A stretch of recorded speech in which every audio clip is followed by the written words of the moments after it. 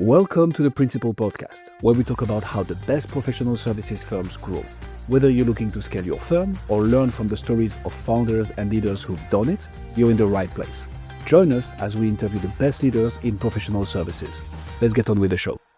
Good morning, everybody. We have the privilege today to be speaking with Chad Sanderson. Chad is a co-founder and CXO of DeepHumanX, an AI enablement agency helping organizations close the AI investment impact gap, which today is a major topic of conversation for almost all industries. So, Chad, thank you for joining us. You know, the first thing I always like to ask when I have a quality guest like yourself, how did you get involved in this type of business? And more importantly, what's your background before you got into it? Please share that story. Yeah, so I mean the journey is a little unpredictable and unexpected, but I actually started my career in marketing, got an advanced degree in marketing, and then shortly after that decided I wanted to try, B2B direct sales. So convinced somebody in the same organization to give me a shot running North America, South America, and was able to be successful doing that.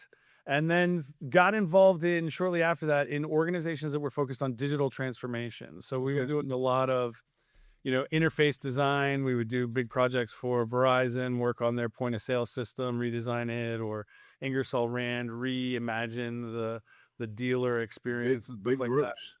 That. Yeah. So it was big projects. It was transformative. It was advanced technology combined with change management, which is always a lovely, topic for companies. Yeah.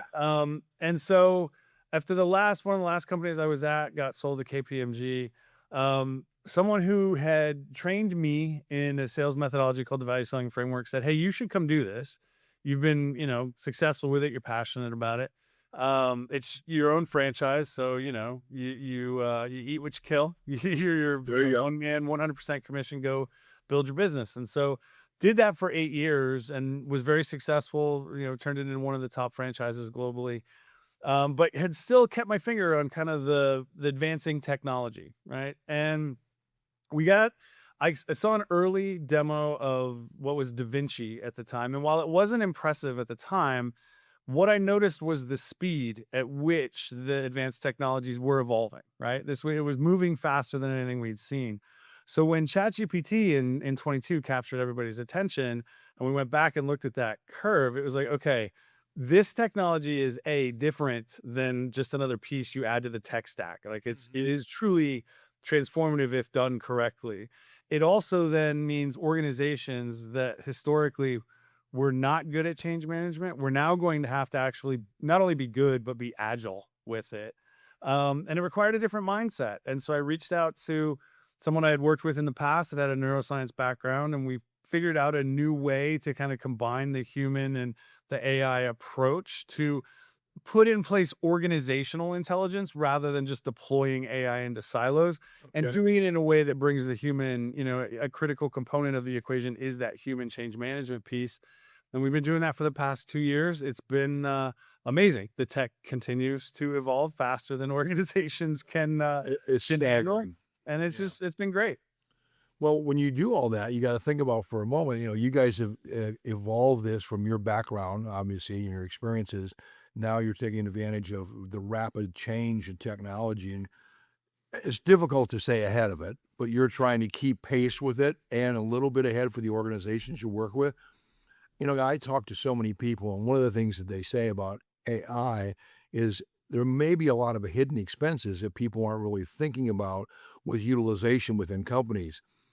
More and more people that have access in a corporation that are just going to chat all the time, that's a cost.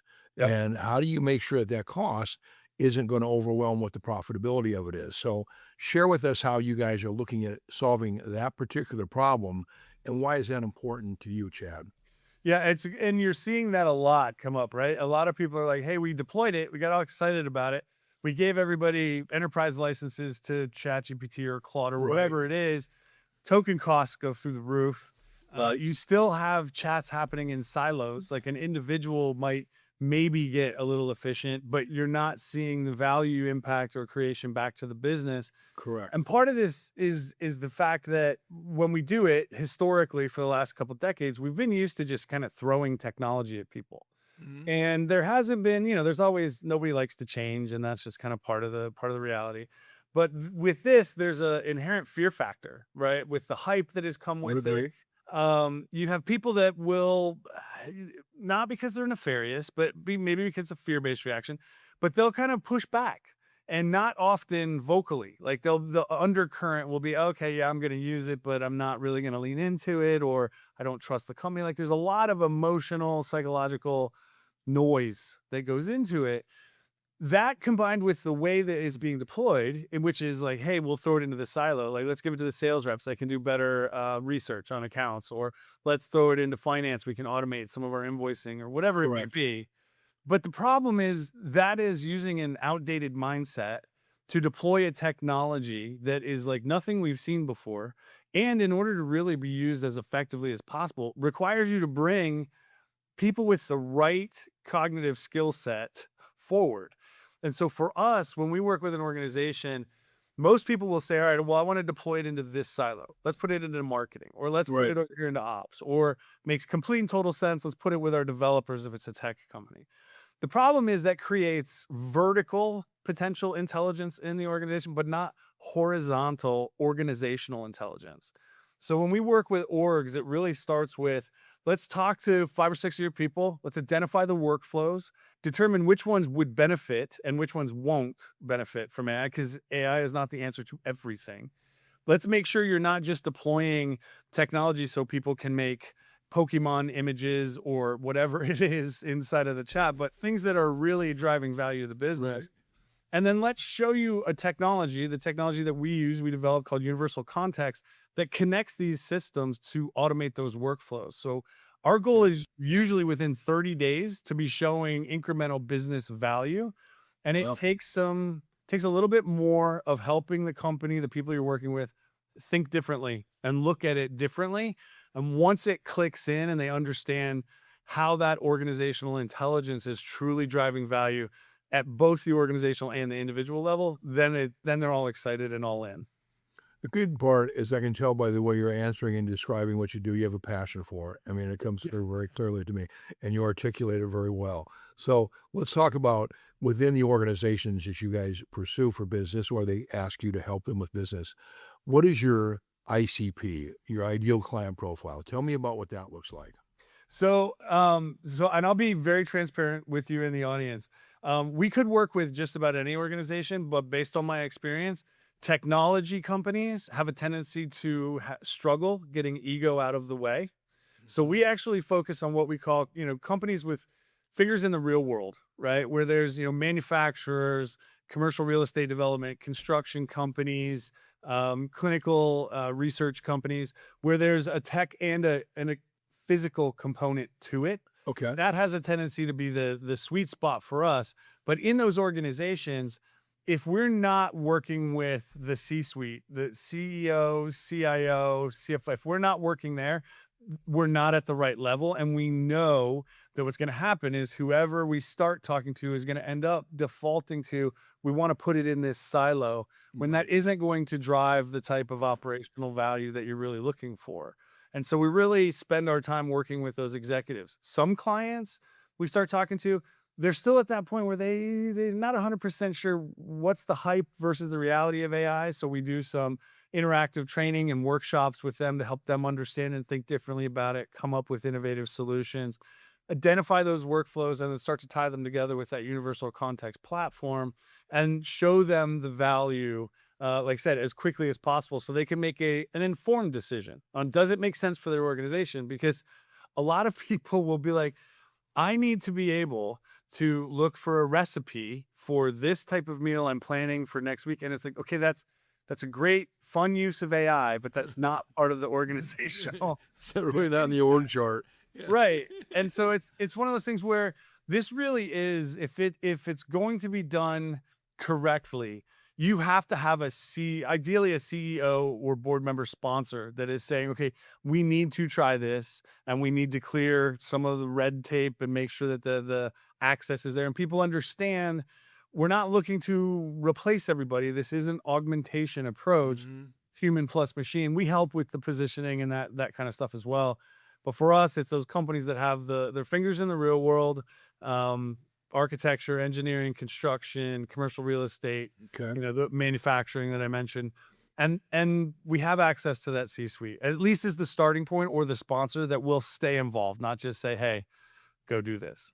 Well, what is there a company size or revenue size that's target as part of that ICP, or give me an idea of what that looks like as well? Yeah, so ideally, I'm thinking right now, and look, everything's changing so fast that I reserve the right in 30 days To to change my retract, mind. But right. what we've seen to this point is companies that have about 150 plus employees, Okay. up to whatever it may be.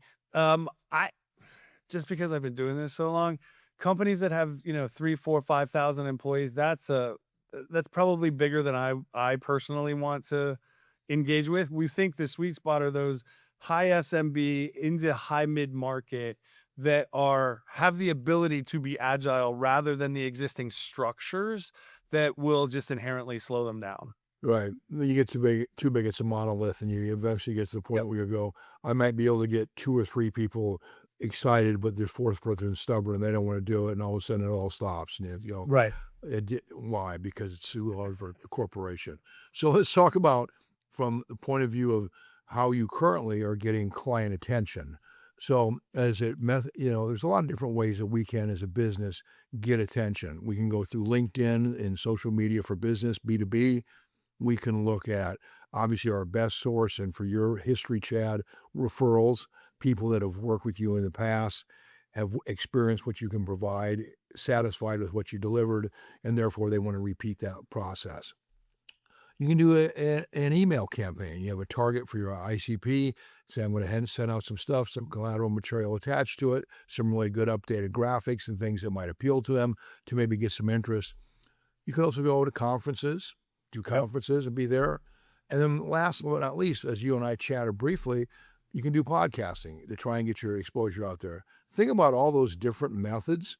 Which ones you find are most effective for your business at DeepHumanX?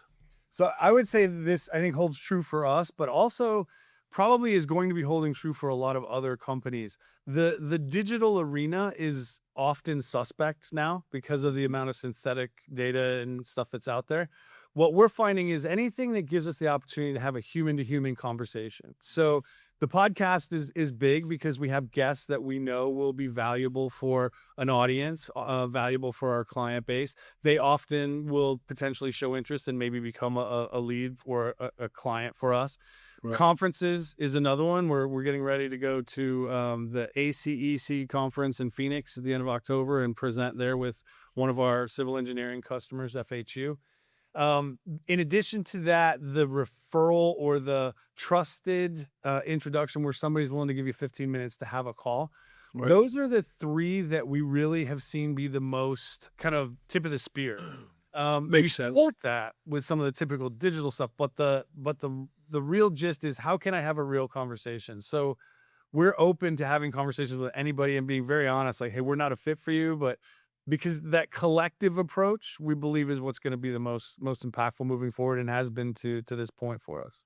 I agree on the way that people are more suspect than ever before of the digital content, because is it created by a company? Is it created by AI, Claude, whatever it might be? And you're going, oh my God, is it real? And that lack of trust means lack of opportunity. And, I really applaud the way you guys are going at it. You are thinking a step ahead.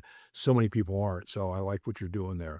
Let's talk about your decision-making structure. So you go in, you've got stakeholders involved in these clients, and you realize, I've got a couple decision influencers that might be beneficial. I've got my point of sale in the C-suite, the decision makers more often than not. From contact initially with you to beginning of an agreement, what's that normal selling cycle look like, Chad? So, and there's two kind of directions for that. If it's the kind of the human enablement, training, leadership, working with the leadership, doing an assessment, that's usually 30 to 45 days for them to make that decision, not a long time. When it comes to then making the decision, post that engagement to potentially roll out the universal context platform, or at least start that process, that usually is probably another 3 months. But during that 3 months, we're engaged with them, helping them understand AI.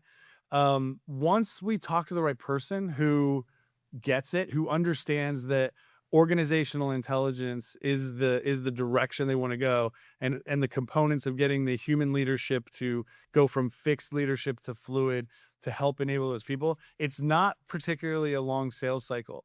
The other thing I would say, though, is we're really upfront. So if I have a conversation with somebody who may come to us because they saw something we wrote or saw us at a conference or whatever it may be, within about 30 minutes, I can help them figure out, where are you? Are you ready for something like this? Or have you already gone down a path that we don't want to impact? We know maybe it won't be as successful as you want, but we can give you some things that may help. Like, our goal is to enable organizations rather than build dependency. And so even in our like services engagements alongside of the platform, our goal is that after 12 months, you're only dealing with you always have access to us, but we're not hanging out as consultants. We want to empower the organization to enable them to not need us, understand that there are ways that they can build this internally. So the 30 days, 45 days to that first little engagement, because it's a no-brainer, right? We're priced in such a way that it's a no-brainer for you. Yeah, you're doing a consultation primarily. Yeah. And okay, so let's talk about, you brought up something very interesting I want to expand on. So you get done with your project, you don't want to hang around. You're not going to be just there because hey, we still want to hang around for a while. You have a purpose, you hit the agenda, it's over. How do you have a strategy for customer retention so you get Great clients question. coming back? Yep, great question. So this is one of the advantages for both DeepHumanX and Universal Context having been AI first companies. So the platform itself is actually built so that there is a feedback button. And like, if something's happening in the project that you don't like an answer, or, you know, you want something changed in the UX, you actually can click on the feedback button, and then the system does self-analysis, generates what the code fix would look like, runs that through loops to test it, to do QA, that kind of stuff, presents back to us, hey, here's what the optimal fix could be, and deploy it, usually 24 to 36 hours after that feedback comes in, because of the way we've been able to build the loop and graph engineering. Then once that happens, one of us will engage with the person to say, hey, let's have a conversation. Did that work? What were you trying to do? So it gives us an opportunity to see if their workflows are evolving, but do it in a moment when they really are focused on something that is going to be valuable, rather than us just hanging out and trying to identify new things. Right. It's really about helping the organization when they need it, where they need it, how they need it, rather than, back in the day, it was always walk the halls and see if you could find a problem. Right. We want to maintain the relationships, and we're always there to help. But our belief is that with the DHX relevance model, which is a thinking model that we train people on, and the combination of this technology, we want to build that capability internally so that they're really owning and designing their destiny. We're here to help. We'll stay on the pulse of everything that's going on in the tech. We're building collectives of other organizations that can potentially help.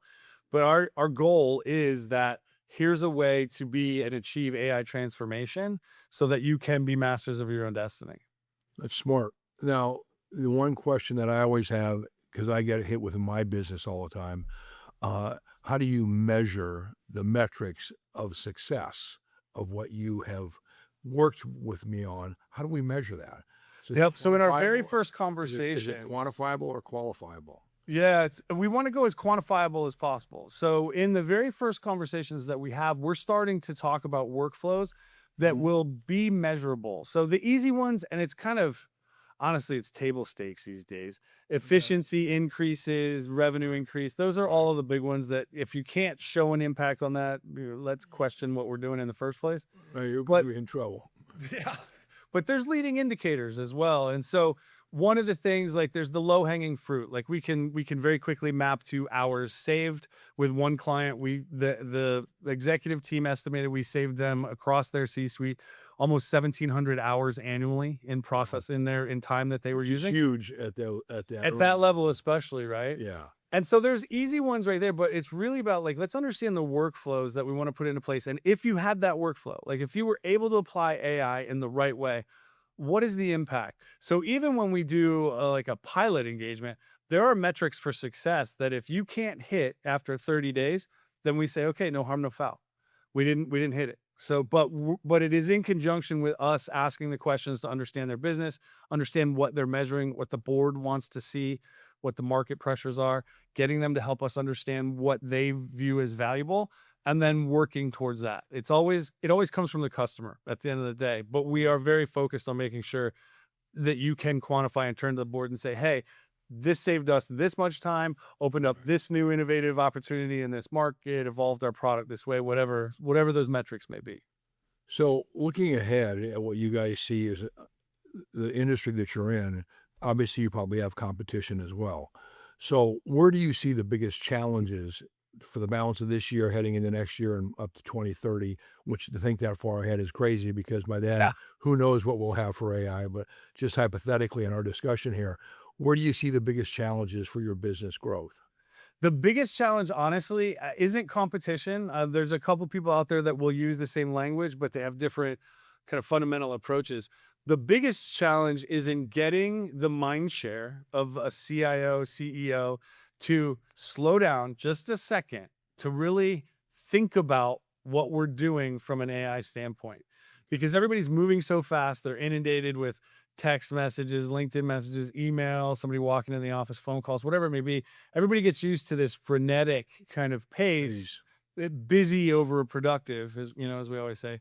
It's like if you can really sit and focus on, if I can capture their attention for 30 to 45 minutes and ask the right questions to get them to see it, then we're good. But it is a challenge because look, time and attention are the two things we never get back.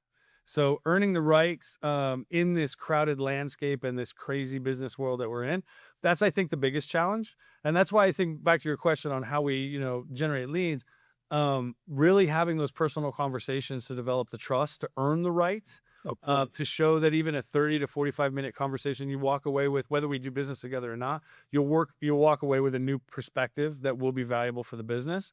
And doing that at scale. That's, I think, the biggest challenge. The competition, the market is moving so fast that if organizations aren't building themselves for agility, our competition aren't building themselves for agility, then that's not going to be that's not going to be the biggest hurdle. The biggest hurdle will be helping people wrap their heads around the pace at which this is all evolving. Well, like what you said, time and attention, the things you can't get back, they're Yep. valuable. So tell me a bit, where do you see the biggest opportunities in the remaining months this year and into the future?